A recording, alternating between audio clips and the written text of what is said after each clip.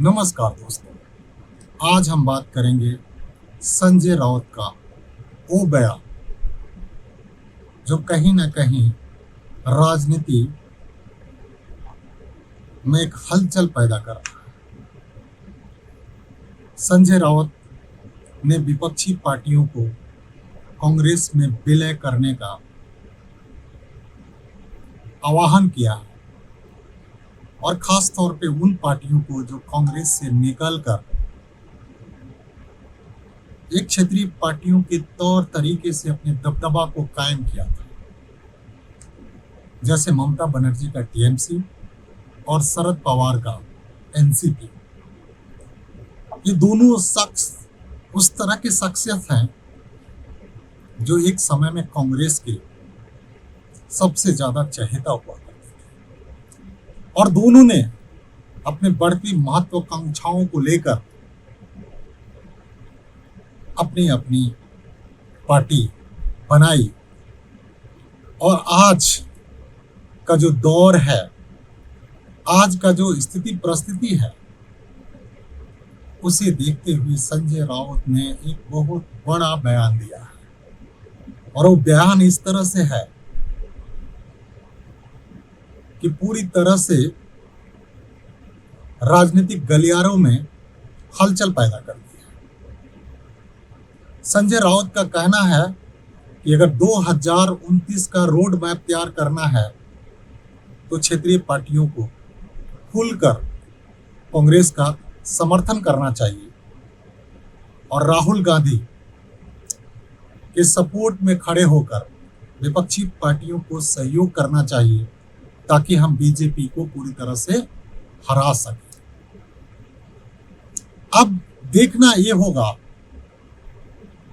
कि राजनीतिक पार्टियां इसे कितना सीरियस लेती है, क्योंकि कोई भी राजनीतिक पार्टियां अपने आप के कांग्रेस में विलय करके अपने अस्तित्व को खत्म नहीं करना चाहिए।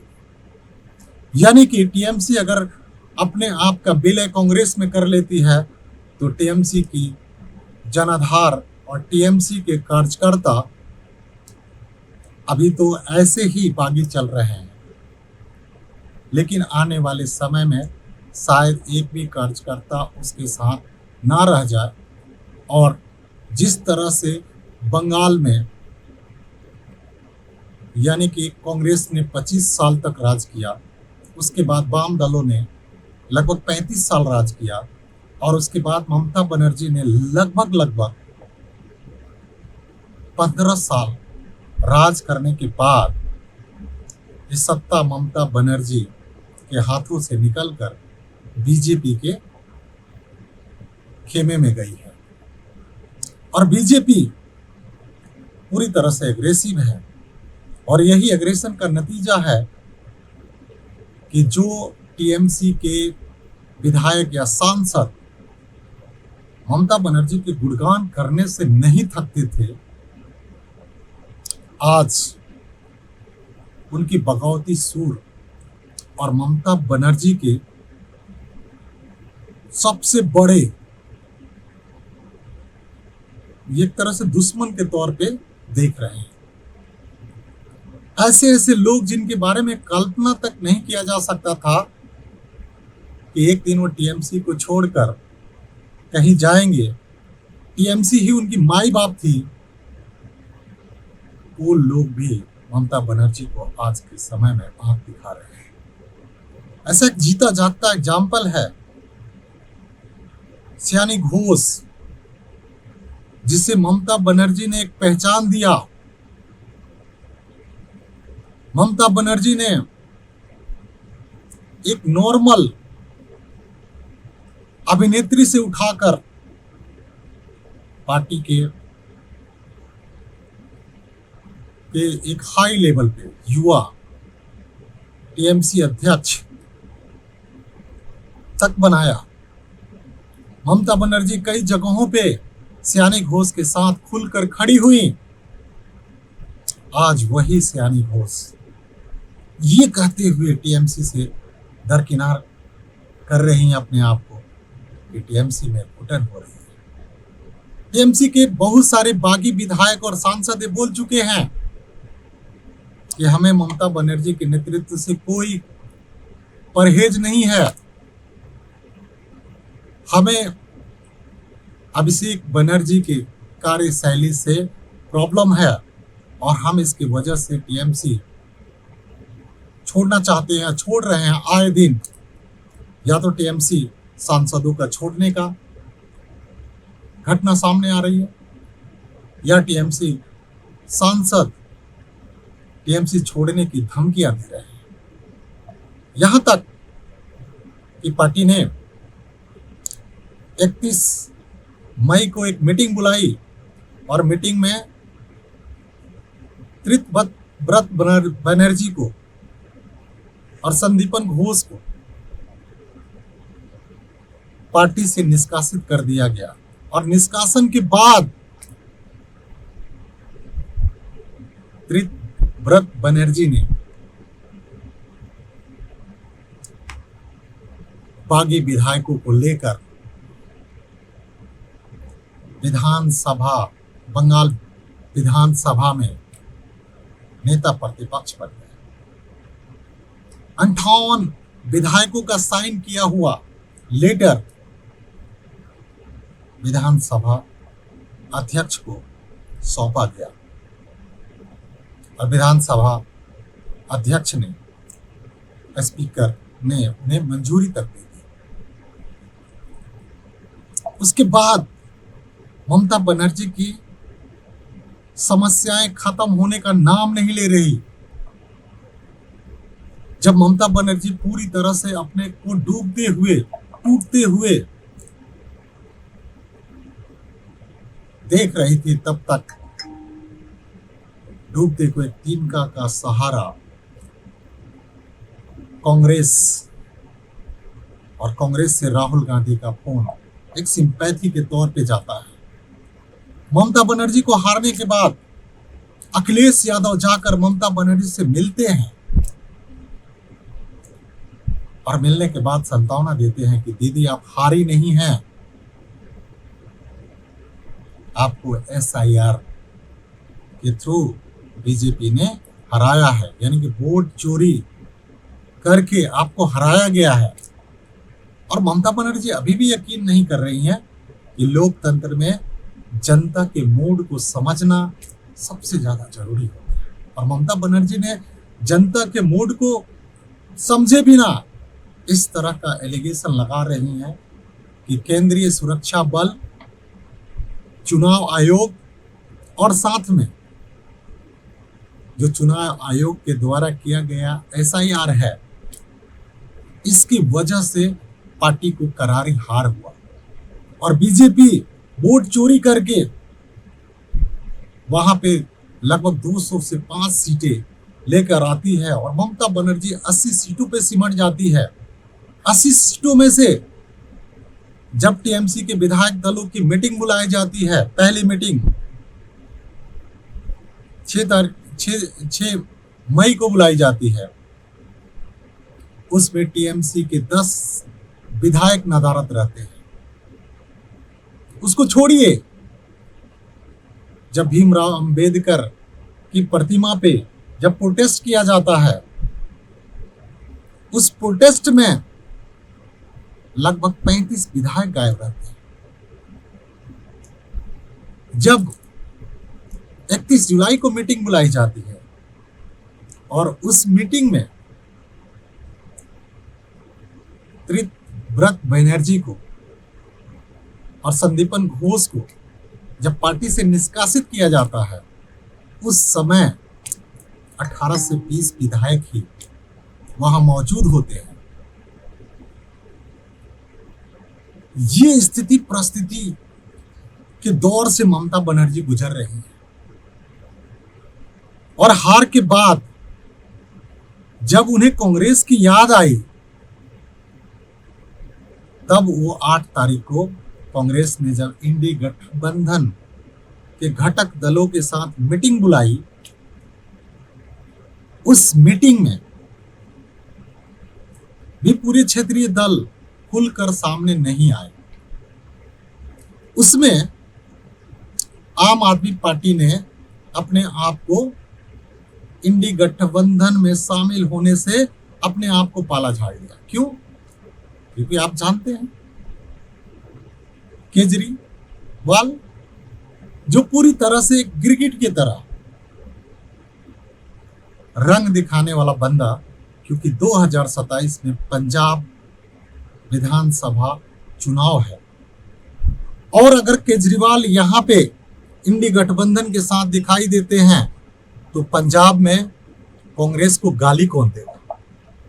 कांग्रेस की कमियों को कौन गिनाएगा? इसलिए 2026 का चुनाव देखते हुए केजरीवाल ने इंडी गठबंधन से अपने आप का पाला झाड़कर अपने आप को अलग करना ही बेहतर समझा। जबकि ममता बनर्जी 7 जून को केजरीवाल से मीटिंग की, केजरीवाल को समझाने की कोशिश की कि देखो मैं तो हमारा भी नहीं रहा, मैं तो रावण का भी नहीं रहा, और ये मैं तुम्हारा कैसे रह पाएगा? क्योंकि बीजेपी अभी पूरी तरह से एग्रेसिव है, एग्रेसिव मोड में है। अगर बीजेपी को रोकना है, बीजेपी को अगर लगाम कसनी है तो पूरे क्षेत्रीय पार्टियों को एकजुट होना पड़ेगा। इंडी गठबंधन को एकजुट होकर आवाजें उठानी पड़ेगी, क्योंकि अलग अलग आवाज उठाने का खमियाजा क्षेत्रीय पार्टियां भुगत चुकी हैं। जैसे कि अगर बात करें तो ममता बनर्जी उसका जीता जागता एग्जाम्पल है। और आज जो संजय राउत का जो बयान आया है, बयान पूरी तरह से उस ओर इशारा करता है कि अगर विपक्षी पार्टियों को कांग्रेस के साथ विलय करना पड़ेगा, अगर विपक्षी पार्टियां कांग्रेस के साथ अपना विलय नहीं करती है या कांग्रेस के साथ मिलकर 2029 की तैयारी नहीं करती है तो बीजेपी का ये विजय रथ को रोकना काफी मुश्किल होगा। और यही वजह है कि संजय राउत ने ममता बनर्जी को और शरद पवार को एक बहुत बड़ी सलाह दे डाली, क्योंकि अभी कुछ समय पहले ऐसा मीडिया पे खबर काफी तेजी से वायरल हो रहा था, सोशल मीडिया पे काफी तेजी से वायरल हो रहा था, जब ममता बनर्जी इंडी गठबंधन के मीटिंग में 8 तारीख को शामिल हुई, सोनिया गांधी से मिली, उसके बाद अभिषेक बनर्जी का कांग्रेस से मुलाकात, यानी कि कहीं न कहीं राजनीतिक गलियारों में वो चर्चा तेजी से बढ़ने लगा था कि अब टीएमसी का विलय कांग्रेस में हो जाएगा। और यही समय का नजाकत देखते हुए संजय राउत ने मौके पे चौका लगाने की कोशिश किया। इसे मौके पे छक्का भी बोल सकते हैं कि मौके पे छक्का लगाने की कोशिश किया, क्योंकि संजय राउत अगर इतने बड़े बयान देते हैं तो बिना उद्धव ठाकरे की सलाह के नहीं दे सकते, क्योंकि उद्धव ठाकरे के काफी करीबी और एक तरह से राजनीतिक सलाहकार भी माने जाते हैं। यानी कि कहीं ना कहीं उद्धव गुट के शिवसेना इस ओर एक अपना जमीन बनाने की कोशिश कर रही है कि अगर महाराष्ट्र चुनाव होता है और इसमें सारी क्षेत्रीय दल एक होकर लड़ेगी तो हमारे शिव सैनिक हमारे साथ खड़े हैं और ये कहीं ना कहीं हमारे को क्या करेंगे, आगामी चुनाव में एक बहुत बड़े मैंडेट के तौर पे आएंगे और हम एक गेम चेंजर के तौर पे महाराष्ट्र की राजनीति में आएंगे। लेकिन शायद ये उद्धव ठाकरे भूल रहे हैं कि ये बहुत बड़ी गलती करने जा रहे हैं। जिस शिवसेना की उत्पत्ति बाल साहब ठाकरे ने कांग्रेस के विरुद्ध लड़कर खड़ा किया था, वही उद्धव ठाकरे ने एक कुर्सी के लिए, सीएम की कुर्सी के लिए बाल साहब ठाकरे की बरसों की कमाई को दांव पे लगा दिया और मराठी मानू से मानने लगे कि हमारे साथ जाति हुआ है, हमारे साथ विश्वघात हुआ है। वो शिव सैनिक जो बाल साहब ठाकरे के उन शिव सैनिकों में पूरी तरह से तन मन से जुड़े हुए थे, वो भी आज कहीं ना कहीं कटघरे में आकर खड़े हो गए हैं। सोच रहे हैं कि हम उद्धव ठाकरे के गुट में जाएं या हम सिंधे गुट में जाएं। कौन शिव सैनिकों का असली यानी कि मालिक है, जो शिव सैनिकों को लेकर चल सकता है। और ये अभी नहीं, अगर हम बात करें तो काफी पहले से देखा जा रहा है। जिस तरह से आज टीएमसी टूट रही है, वो सबसे पहला एग्जाम्पल था उद्धव गुट का टूटना, शिव सैनिक को टूटना। शिव सैनिक टूटा, उसके बाद एनसीपी टूटा, और उसके बाद ममता बनर्जी की पार्टी भी टुकड़ों टुकड़ों में बट जाएगी। जिस तरह से शिव सैनिक, जो उद्धव गुट का शिव सैनिक थे, उनका पार्टी सिंबल, पार्टी का नाम सिंधे को मिल गया। उसी तरह से शरद पवार की पार्टी एनसीपी का ओरिजिनल पार्टी नेम और सिंबल अजीत पवार को मिल गया। उसी तरह के दौर से आज ममता बनर्जी गुजर रही हैं, और शायद इस सही समय पे सही मायने में सही अनाउंसमेंट संजय राउत ने किया है। इस सभी को कांग्रेस में आकर नई शुरुआत करनी चाहिए, और नई शुरुआत तभी हो सकती है जब सब गुट एकजुट होंगे। क्यों? क्योंकि जिस दौर से ममता बनर्जी गुजर रही है, उसी दौर से एक समय में शिव सैनिक गुजरे थे, शिवसेना गुजरी थी, और उसी तरह से एनसीपी भी गुजरी थी, और आज सेम तौर तरीके से ममता बनर्जी गुजर रही है। और ममता बनर्जी इस संकट काल में कांग्रेस को याद किया। यही ममता बनर्जी कुछ समय पहले तक बोला करती थी कि हमें कांग्रेस की जरूरत नहीं है, हम अकेले लोकसभा और विधानसभा चुनाव में पूर्ण बहुमत से जीतने के लिए काबिल हैं। आज ऐसा क्या बदल गया? बदला कुछ नहीं है। बंगाल की सियासत ने ममता बनर्जी का हृदय परिवर्तन कर दिया है, और उन्हें अब अपने पुराने घर की याद आने लगी है। और इसी पुराने घर की याद को लेकर उद्धव ठाकरे गुट के संजय राउत ने एक बहुत बड़ा बयान दिया। पक्ष और विपक्ष इसे अलग अलग तरीके से देख रहा है। अगर हम बात करें बीजेपी और सिंधे गुट, इस बयान से पूरी तरह से खुश हैं, और इस बयान से विपक्षी पार्टियों को पूरी तरह से टारगेट कर रही है बीजेपी और सिंधे गुट। यहां तक कहा जा रहा है कि अब विपक्षी पार्टियां, जो क्षेत्रीय पार्टियां हैं, पूरी तरह से डर चुकी हैं और अपने अस्तित्व को बचाने के लिए कांग्रेस के दामन थामने के लिए आतुर है। इसे हम क्या कहें? क्योंकि कहीं ना कहीं ये गिरता हुआ ग्राफ, हारती हुई क्षेत्रीय पार्टियां अपने अस्तित्व वजूद को बचाने के लिए कहीं ना कहीं नया रास्ता ढूंढ रही है। और इसका बिगुल सबसे पहले कांग्रेस ने इंडी गठबंधन को एक करने के लिए 8 तारीख को एक मीटिंग बुलाई थी, और उस मीटिंग के बाद जो संजय राउत का बयान आया है, इस संजय राउत का बयान समझिए कि कांग्रेस की इस रणनीति के लिए नहले पे दहले वाला काम कर रहा है कि ये नहला लो और ये दहला लो। तो नहले पे दहला वाला जो काम है, ये संजय राउत ने कर दिया। खैर, ये तो राजनीति बयानबाजी है, इसको कितना तवज्जो टीएमसी देगी, कितना तवज्जो शरद पवार की एनसीपी देगी,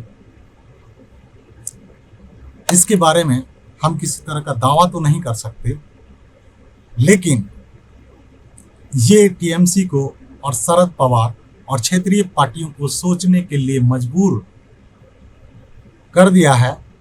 और संजय राउत का बयान, अलग अलग एक्सपर्ट यानी कि जो वरिष्ठ पत्रकार हैं और जो वरिष्ठ पॉलिटिकल एनालिटिक करने वाले एनालाइजर हैं, वो अलग अलग तरीके से इसकी एनालिसिस कर रहे हैं। तो अब ये समझने वाली बात है कि इस बयान को आप किस तरह से समझते हैं, आप किस तरह से लेकर चलना चाहते हैं, आपकी राय क्या है, आप कमेंट्स बॉक्स में ज़रूर बताएं और इस तरह के प्रोग्राम के लिए हमारे साथ बने रहें। Thank you.